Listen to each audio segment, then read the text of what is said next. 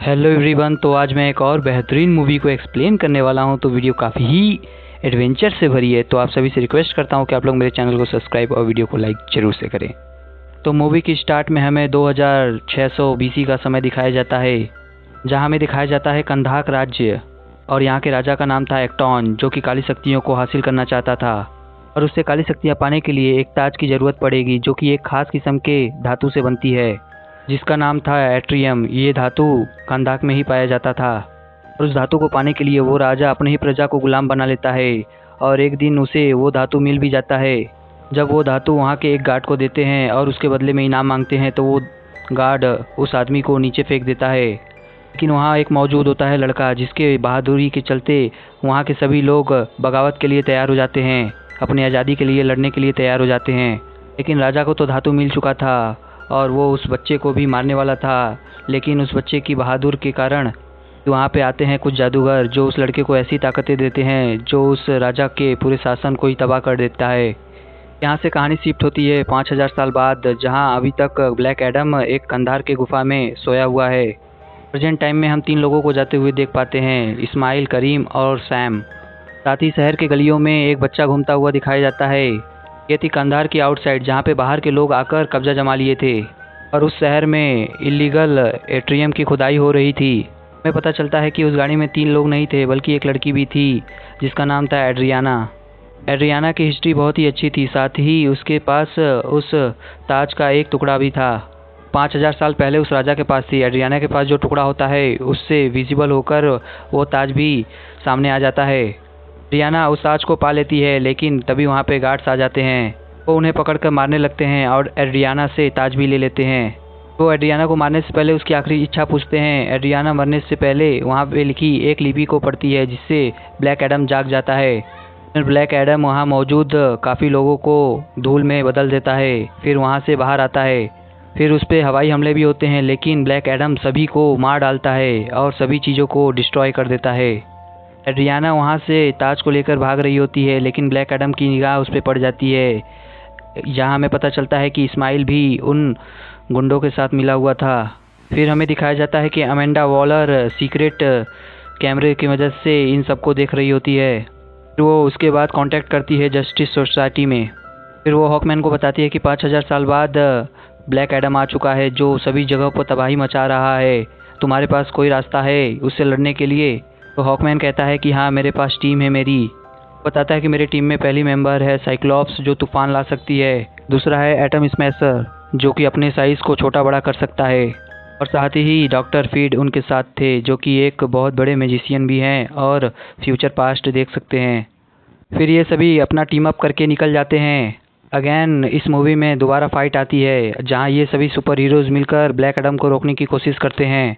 लेकिन black Adam के सामने ये सभी नहीं टिक पाते हैं। तभी डॉक्टर फीट को एड्रीना भागते हुए नज़र आती है, तो वो उसके पास जाकर उसका बैग चेक करते हैं। उन्हें पता चलता है कि इसके बैग में वही ताज पड़ा है जो सबैक का है, काली दुनिया के राजा का। जो बुराई के साथ थे वो उस ताज को पाना चाहते थे, इसीलिए वो एड्रीना के बेटे एमोंग को पकड़ लेते हैं।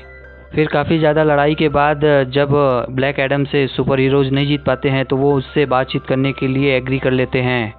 इसी बीच एड्रीना उनके पास आती है और कहती है कि उन लोगों ने मेरे बेटे को किडनैप कर लिया है और वो मुझसे ताज पाना चाहते हैं।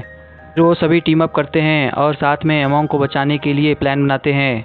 लेकिन एडम को तो कुछ लेना ही देना नहीं था। वो डायरेक्ट पहुंच जाता है उनके बेस पे और सबको तबाह करते हुए पहुंच जाता है इस्माइल के पास। इस वक्त इस्माइल एक ऐसे केव में था जहाँ पे एट्रियम था। एट्रियम ब्लैक एडम की बहुत ज़्यादा कमज़ोरी थी। इस्माइल का कहना था कि वो उसे ताज दे दे और वो उसको उसका बेटा दे देगा। ब्लैक एडम कहता है कि जैसा ये कह रहा है वैसा करो, लेकिन ताज पाने के बाद भी इस्माइल एमोंग को गोली मार देता है। लेकिन ब्लैक एडम उस गोली को रोकने के लिए बहुत तेज़ी से जाता है और उसे इस वक्त बहुत ज़्यादा गुस्सा आ रहा होता है, जिस वजह से वहाँ पे एक बहुत बड़ा ब्लास्ट होता है। इसमें इस्माइल मारा जाता है। इसके बाद ब्लैक एडम से मिलने हॉकमैन आता है, जो उसे कहता है कि तुम क्यों लोगों की जान लेते हो, तुम हीरो हो या विलन। इसके बाद ब्लैक एडम अपनी कहानी बताता है कि 5000 साल पहले हम जब राजा एक्टॉन के गुलाम थे, मेरे बेटे हुरुद ने अपनी आवाम को आज़ाद कराने के लिए अपनी जान तक देने के लिए तैयार था। उसकी दिलेरी देखकर देवताओं ने उसे चुना और ब्लैक एडम की पावर भी उसे ही मिली। लेकिन राजा एक्टॉन जब मेरे बेटे से नहीं जीत पाया तो उसने मुझे और मेरी बीवी को अपना शिकार बनाया और मेरी बीवी को मार दिया और मुझे अधमरा कर दिया। लेकिन जब मेरा बेटा वहाँ पे आया तो मेरी हालत उसे देखी नहीं गई, इसीलिए उसने अपनी पावर मुझे दे दी। लेकिन जैसे ही उसकी शक्तियाँ चली गई, राजा एक्टॉन के सैनिकों ने उसे मार दिया, जिसका बदला लेने के लिए मैंने पूरे राजा के साम्राज्य को ही ख़त्म कर दिया। फिर हॉकमैन और डॉक्टर फीट बात कर रहे होते हैं, जहाँ डॉक्टर फीट कहता है कि अभी खतरा टला नहीं है, वो अभी भी तुम्हारे ऊपर ही है।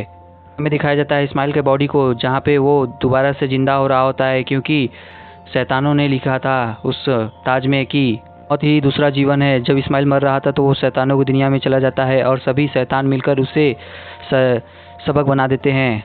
लौटा समुद्र के जरिए और उसका निशाना था राजा एक्टॉन का तख्त, कि वो अपने पूर्वजों का आखिरी वंशज था। अगर से वो उस सिंहासन पे बैठ जाता तो वो काली शक्तियों के लिए दरवाज़ा खोल सकता था। हमें पता चलता है कि जस्टिस सोसाइटी ब्लैक एडम को सरेंडर करने के लिए मनवा लेती है, फिर उसे पानी में बने एक बेस में हमेशा के लिए सुला देती है। लेकिन उन्हें नहीं पता था कि इस दुनिया में ऑलरेडी एक सबसे बड़ा खतरा उनके सामने आने वाला है। सबैक तैयार था सिंहासन पर बैठने के लिए, जिसका विज़न डॉक्टर फीट को आ जाता है और वो अपनी टीम को लेकर वहाँ पहुँच जाता है। डॉक्टर फीट जानते थे कि वो सबैक को नहीं रोक सकते, लेकिन वो किसी की जान भी नहीं जाना देना चाहते थे। इसीलिए वो एक इनविजिबल दीवार क्रिएट करके अपने खुद ही अंदर चले जाते हैं। अगेन हमें एक फ़ाइट दिखाई जाती है जो रोमांचक से भरी होती है, और इस तरह का फ़ाइट हमने इन्फिनिटी वॉर में भी देखा था।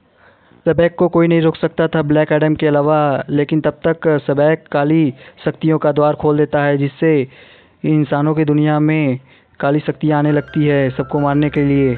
लेकिन doctor feed internally black Adam से कनेक्ट करता है, उससे मदद मांगता है, जिस कारण ब्लैक एडम उस केव को तोड़कर सीधा सबैक के पास आता है और उससे वन ऑफ द फाइट करता है। वही दूसरी तरफ एमंग वहाँ के लोगों को लेकर काली शक्तियों से लड़ने के लिए तैयार हो जाता है।